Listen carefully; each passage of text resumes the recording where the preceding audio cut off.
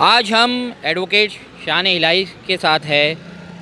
शान इलाही साहब, जैसा हाल ही में जो ट्रेन हादसा हुआ था मुंबई जयपुर ट्रेन में, आरपीएफ कांस्टेबल ने जो फायरिंग किए थे उसको लेके सेशन कोर्ट में कल हियरिंग थी, तो उसमें क्या हुआ आप बताएंगे हमारे व्यूअर्स को। देखिए, जिस तरह से आपको पता है कि ये एक बहुत ब्रूटली मर्डर्ड केस था। जिस तरह से एक कांस्टेबल है आरपीएफ का, चेतन बच्चू सिंह जिसका नाम है, जिसने पूरी एक सोची समझी साजिश के तहत पहले अपने जो सीनियर ऑफिसर एएसआई मीना को ऊपर 20 गोलियां दागी, और उसके बाद जब उसका दिल वहाँ भी नहीं भरा तो उसने आगे B5 बोगी में गया। वहाँ पर एक भानापुर वाला व्यक्ति बैठे थे जो माइनॉरिटी से ताल्लुक मुस्लिम व्यक्ति थे, उनके ऊपर उसने फायरिंग की।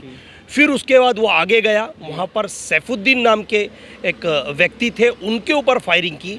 फिर उसके बाद आगे गया, वहाँ पे अब्बास नामक एक व्यक्ति थे, उनके ऊपर फायरिंग की। और गन पॉइंट के ऊपर जितने भी ट्रेन में लोग बैठे थे उन्हें डराया, और उनको ऐसे स्लोगन बोले गए जो डराया गया कि हिंदुस्तान में रहना होगा तो आपको ये चीज़ें कहनी होंगी। वो पिटीशन में है ऑलरेडी और चार्जशीट इसकी फाइल हुई है।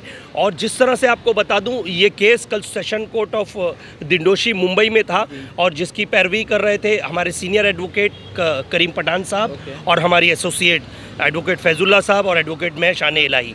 तो जिस तरह से आर्ग्यूमेंट किया गया, जो इनके एक्यूज़ के एडवोकेट थे जो पंकज गडियाल, उन्होंने बहुत ही फ़नी जोक जैसे वहाँ पर एक स्टेटमेंट दिया और ऐसा कहा कि आपने मुन्ना भाई MBBS देखी होगी, उन्होंने कहा कि आपने बुराड़ी हत्याकांड देखा होगा, और आपने फाइनल डेस्टिनेशन मूवी, इन तीनों मूवियों का हवाला देते हुए ये कहा, सर इसकी मानसिक हालत सही नहीं है, ये एक हेलोइन नाम के एक डिसीज़ से पीड़ित है।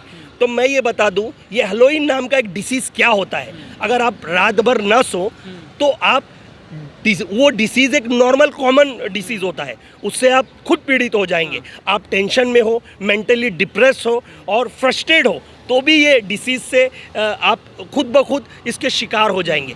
तो इससे ये नहीं कह सकते कि उसे कोई चीज़ की मालूमात नहीं थी।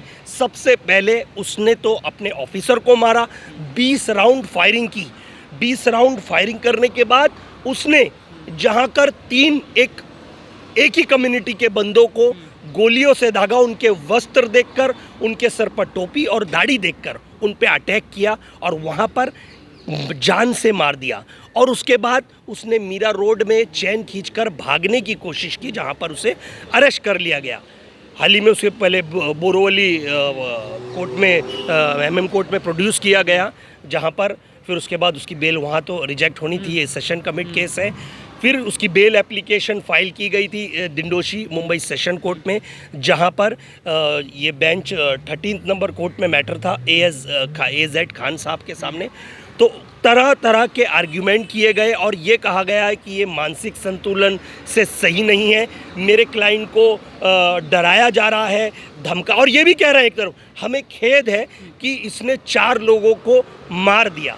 मतलब बड़ी आसान तरीके से जो इनके एक्यूज़ के एडवोकेट हैं वो ये मान रहे हैं कि मार दिया, लेकिन ये नहीं मार रहे, वो बताने की कोशिश कर रहे हैं कि 4 लोगों के पूरे परिवार को, एक बंदा जो होता है उसके घर पूरा परिवार चलाता है, ऐसे लोगों को उसने मौत के घाट उतार दिया। और ऐसे ऐसे स्लोगन दिए कि इस देश में होगा तो आपको ये कहना होगा, इस देश में होगा तो आपको ये तरीका के नारे लगाए गए। तो बताइए आप मुझे, ऐसा इंसान क्या कहीं आपको ऐसे पीड़ित लगता है, क्या अब नॉर्मल लगता है? ये नॉर्मल था, ये सोची समझी साजिश थी, उसके दिमाग में जहर भरा हुआ था। जिस तरह से उसने मेरठ की भी एक रिपोर्ट, आगरा के एक MBBS डॉक्टर की रिपोर्ट भी उस पिटीशन में लगाई गई है।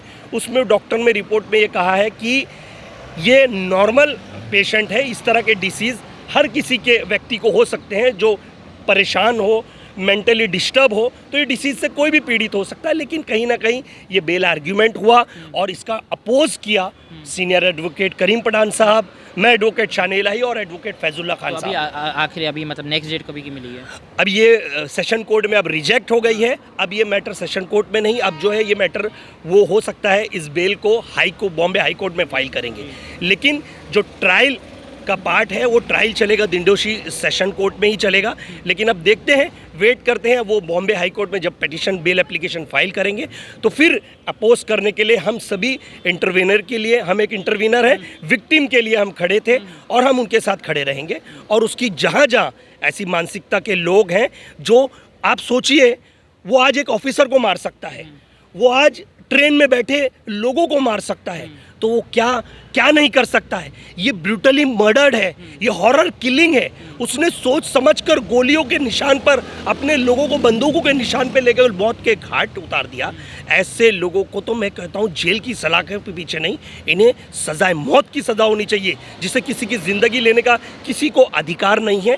और हम अपोज यहाँ भी कर रहे थे और हम अपोज बॉम्बे हाई कोर्ट में भी करेंगे।